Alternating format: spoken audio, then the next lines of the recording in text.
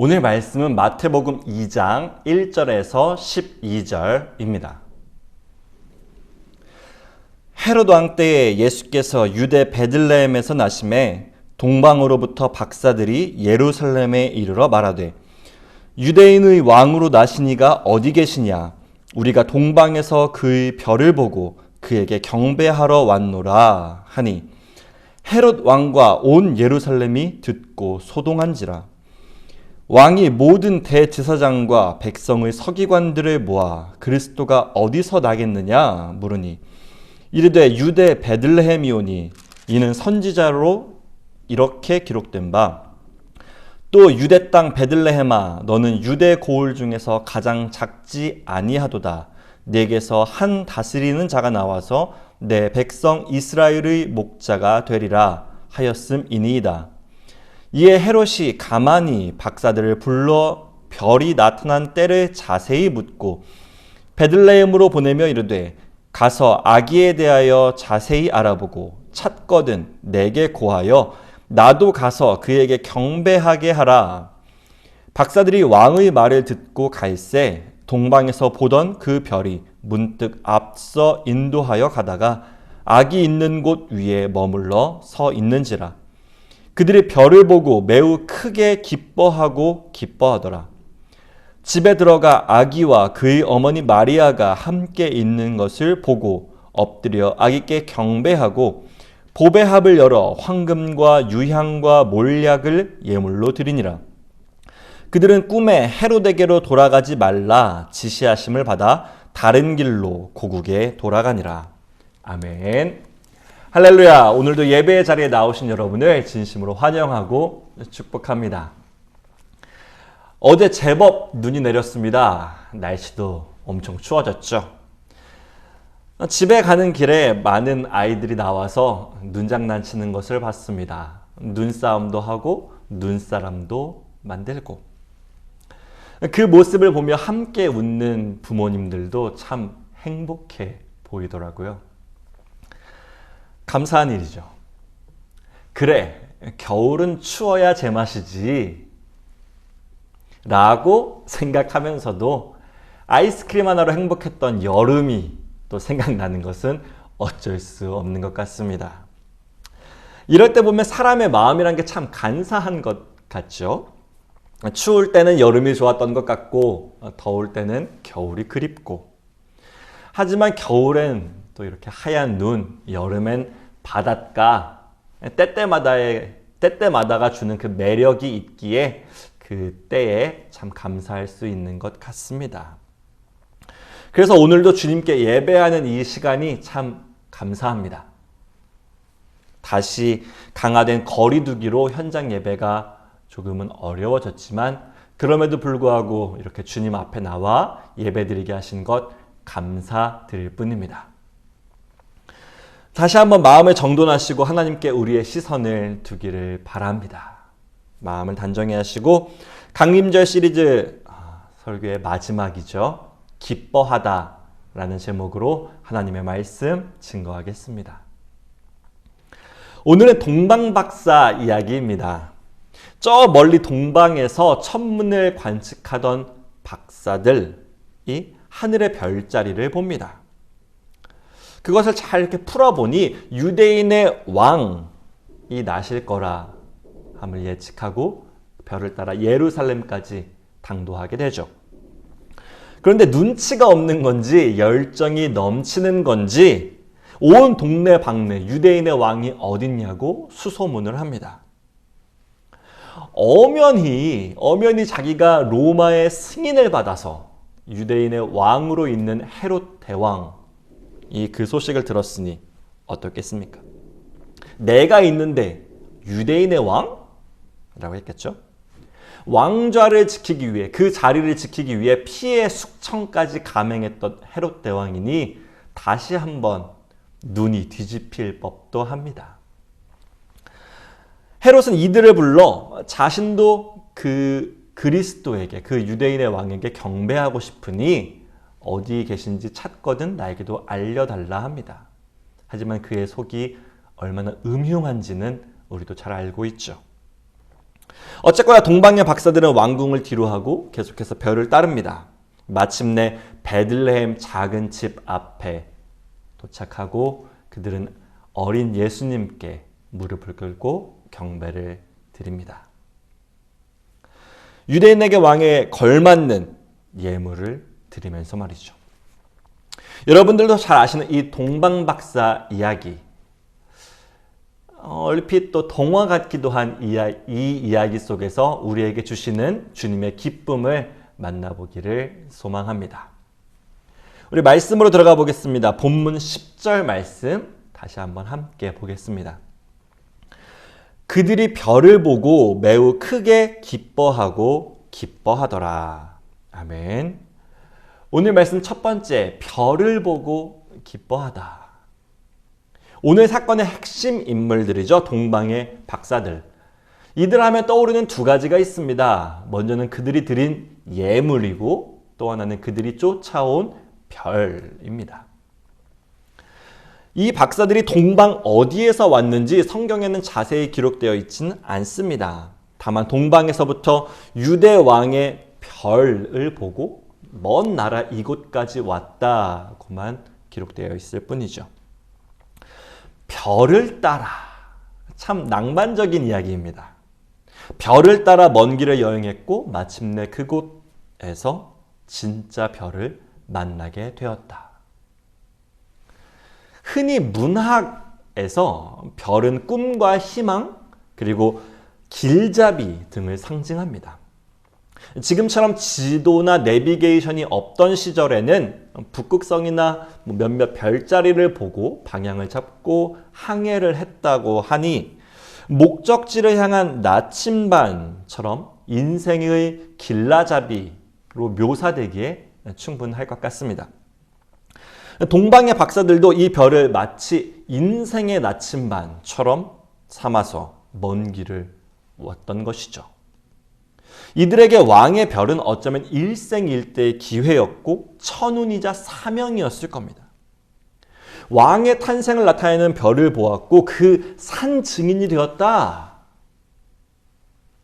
아마 당시 천문학자들에게는 최고의 영광이었을 겁니다. 이런 별은 오늘 우리에게도 있습니다. 인생을 살아가면서 지향하는 그 무언가가 있고 그것을 향해 온전히 걸어갈 수 있도록 인도해주는 별이 있죠. 여러분은 어떤 별을 보고 계시나요? 그것들을 쫓아가다 보면 아마 행복이라는 목적지에 다다를 수 있을 거야. 우리는 그렇게 생각합니다. 이것들을 따라가다 보면 행복에 도착할 수 있을 거야. 그래서 별은 희망이기도 합니다. 내일은 더 나아지겠지? 좋은 일이 있겠지. 오늘의 삶에 최선을 다하고 더 나은 내일을 꿈꾸며 삽니다. 다들 그렇게 사는 거죠. 하지만 언제나 그런 것만은 아닙니다. 때로는 좌절과 고난, 시련과 역경에 빠져 모든 것을 포기하고 싶을 때도 있습니다. 하늘에 잔뜩 낀 먹구름은 우리의 별을 가리기도 합니다. 지난 주일 예배가 끝나고 구역회를 했습니다. 감리사님께서 방문해 주셨고 저희 소명교회 행정보고까지 잘 마무리를 했습니다.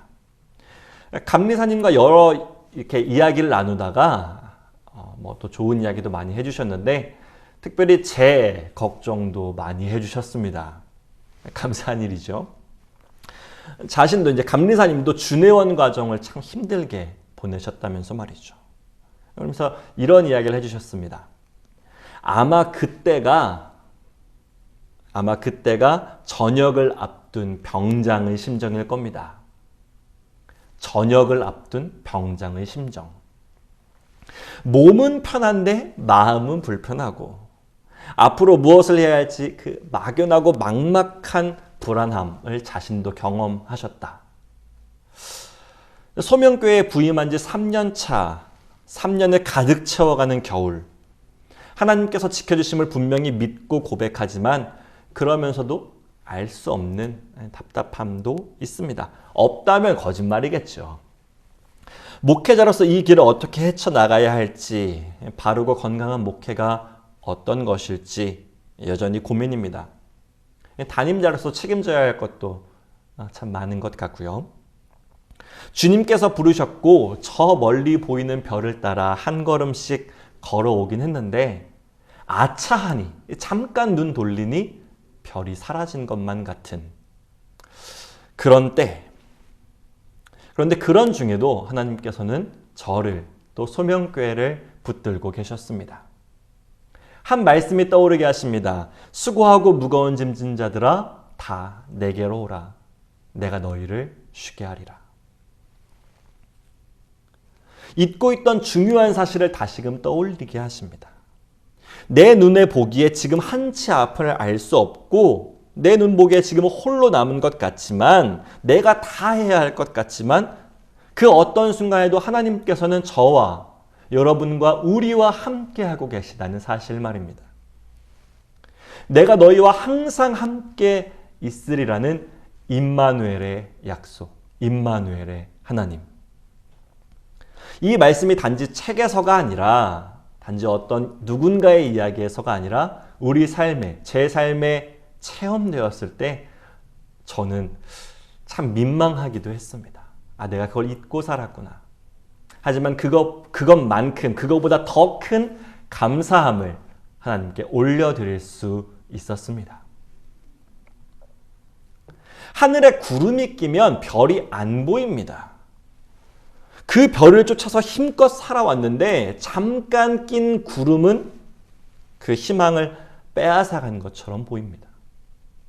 하지만 여러분, 우리는 기억해야 합니다. 별은 언제나 구름 위에서 밝게 빛나고 있다는 것을 말이죠. 동방의 박사들, 그들이 유대인의 왕을 찾아온 그 길이 과연 쉬웠을까요? 그 별이 언제나 맑고 깨끗한 하늘 위에 총명히 빛나고 있었을까요? 아니었을 겁니다. 길은 험하고 날씨는 굳고 때론 구름으로 별이 가리워졌을 수도 있습니다. 하지만 그들은 포기하지 않았습니다. 저 별은 결코 사라지지 않으며 다시금 자신들의 길을 인도해 줄 것을 믿고 있었기 때문입니다. 그래서 다시 별을 발견했을 때 그들은 기뻐하고 기뻐했습니다. 예수님의 성탄, 그 기쁨을 기다리는 강림절 마지막 주입니다. 계속해서 말씀드리는 것은 우리가 정말로 기다리며 기도하고 기대해야 할 것이 세상이 주는 기쁨이 아니라 하나님께서 우리와 함께 하신다는, 그것도 항상 끝까지 함께 하신다는 그 임마누엘의 기쁨입니다. 그 임마누엘이라는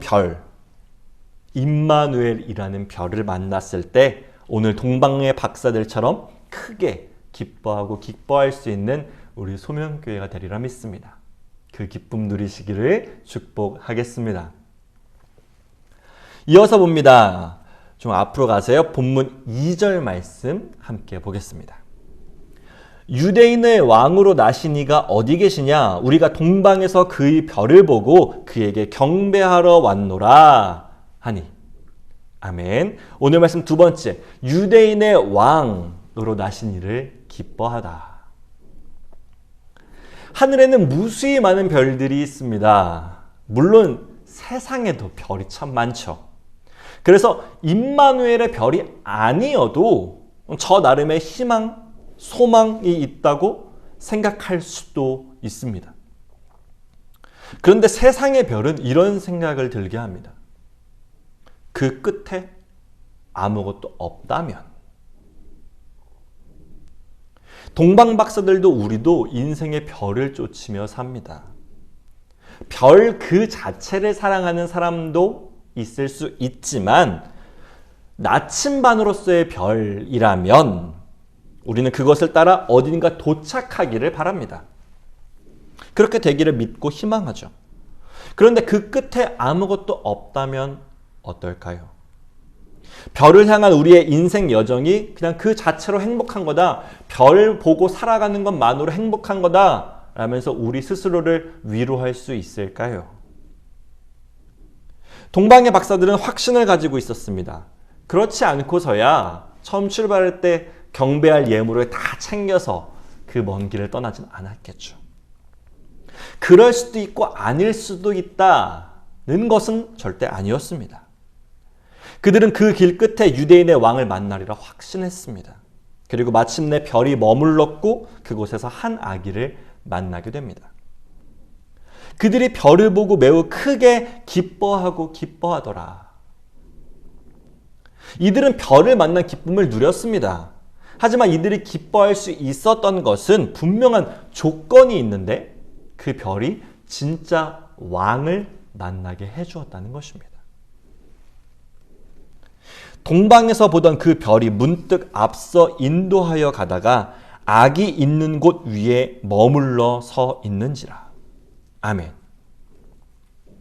저 하늘의 별처럼 우리에게도 많은 기쁨과 즐거움이 있습니다. 우리가 별을 삼을 수 있는 것들은 많죠. 행복을 누릴 수 있는 많은 가치, 내 주관이 있다고 우리는 생각합니다. 하지만 동방의 박사들이 별을 쫓아온 이유를 잊어서는 안 되겠습니다. 그들은 단지 별을 보는 것이 아니라 그냥 그 별을 따라가는 것에서 만족하는 것이 아니라 왕을 보기 위해, 유대인의 왕을 만나기 위해 온 것입니다. 마침내 왕을 만나게 되었다라고 하는 결말이 없다면 그들은 단지 여행을 한 것일 뿐이고 헛걸음한 것에 불과합니다. 성경이 보여주는 우리의 인생도 이와 같습니다. 전도서 2장에 보면 나는 내 마음에 이르기를 자, 내가 시험 삼아 너를 즐겁게 하리니 너는 낙을 누리라 하였으나 보라, 이것도 헛되도다 라고 말합니다. 같은 구절인데 현대인의 성경은 이렇게 말합니다. 나는 마음껏 즐기며 행복을 누리겠다고 생각하였으나 이건 역시 헛된 것이다. 전도서를 통한 솔로몬의 말입니다. 다윗의 왕위를 물려받아 이스라엘의 세 번째 왕이 된 솔로몬은 그 누구도 누려보지 못한 부귀영화를 누립니다. 세상의 모든 즐거움이 그의 손에 있었죠. 나아가 그는 하나님께 지혜도 얻었고 주변 열방의 선망이 되기도 했습니다. 하지만 우리는 그의 말로, 어떻게 보면 비참한 말로도 잘 알고 있습니다. 열왕기상 11장에 보면 솔로몬의 나이가 많을 때에 그의 여인들이 그의 마음을 돌려 다른 신들을 따르게 하였으므로 솔로몬이 마음을 돌려 이스라엘의 하나님 여호와를 떠남으로 여호와께서 그에게 진노하시니라. 아멘. 이 세상 모든 즐거움과 기쁨을 누려본 솔로몬이었지만 결국 마지막에 돌아서고 맙니다.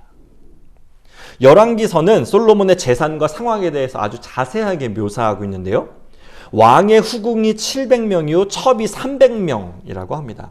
세금과 조공으로 받는 세입금만 금 666달란트나 되고요. 물론 모든 여인들을 다 사랑해서 결혼한 것은 아니겠고 내가 돈을 쓸어 담아야지 라고 생각해서 세금을 거둔 것은 아니겠으나 그것들이 그의 기쁨이었고 그의 별이 되었음 또한 부정할 수 없는 사실입니다. 결국 그의 별 끝에 그가 마지막에 잘못 따라간 그 별 끝에는 유대인의 왕, 진정한 왕이 없었습니다.